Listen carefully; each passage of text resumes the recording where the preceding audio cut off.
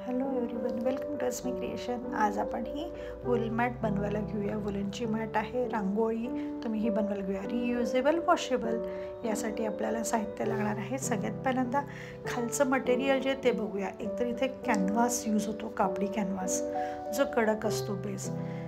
Otherwise कापडी canvas नसेल वापरायचा तर तुम्ही हे पण मटेरियल वापरू शकता. ते आहे पॉलिस्टर कॉटन, जे आपण टू व्हीलरच्या सीट्सला वापरतो.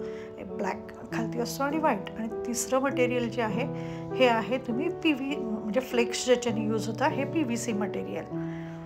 तिघांमधलं एक वापरू शकता. त्याबरोबर तुम्हाला ग्लूगन लागणार आहे, स्केल लागणार आहे, पेन्सिल लागेल आणि कात्री लागेल. आणि ही जी वूल आहे ही आहे फेदर वूल. रांगोळ्यांसाठी फेदर यूज होते. आता मी ही पट्टी बनवायला घेतली आहे.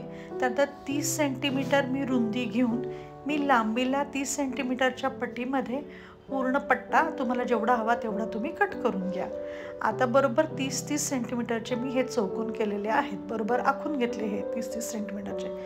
त्या 30-30 सेंटीमीटरच्या चौकोनाच्या मध्यभागी मी 15 सेंटीमीटर टिक केली चारी बाजूला. आणि फक्त ते मधले चौकोन मी आता जॉईन करते आहे. 30 सेंटीमीटरचे चौकोन केला मी आणि मग 30 सेंटीमीटर लांबी रुंदी आणि मग मध्येचा मध्यभाग घेतला 15 सेंटीमीटरला आणि मग मी हे असे चौकोन जॉईन केले यासाठी, या रांगोळीसाठी.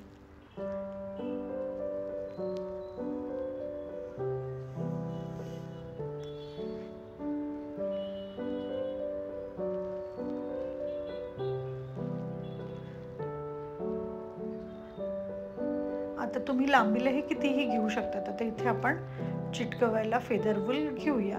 आता त्यासाठी मी सगळीकडे इथे असं ग्लूगन लावायची, खालती ग्लू लावायचा आणि मग त्याच्यावरती फेदर वूल लावायची.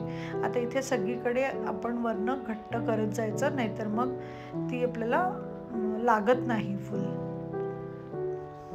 आता तुम्हाला जो हवा त्या कलर तुम्ही ते करू शकता.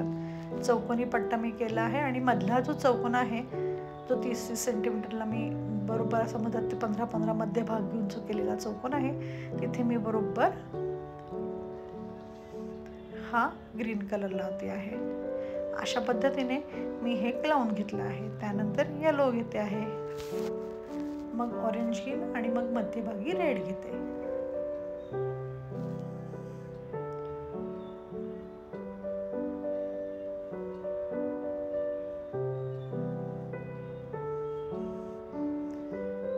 कात्री लागे जरा व्यवस्थित लागते कट करण्यासाठी.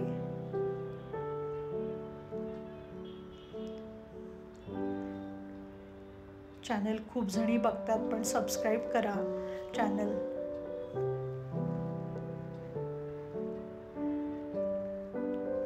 त्याने आमच्या कामाला पण पावती मिळते आणि हुरूपही येतो नवीन नवीन करण्याचा.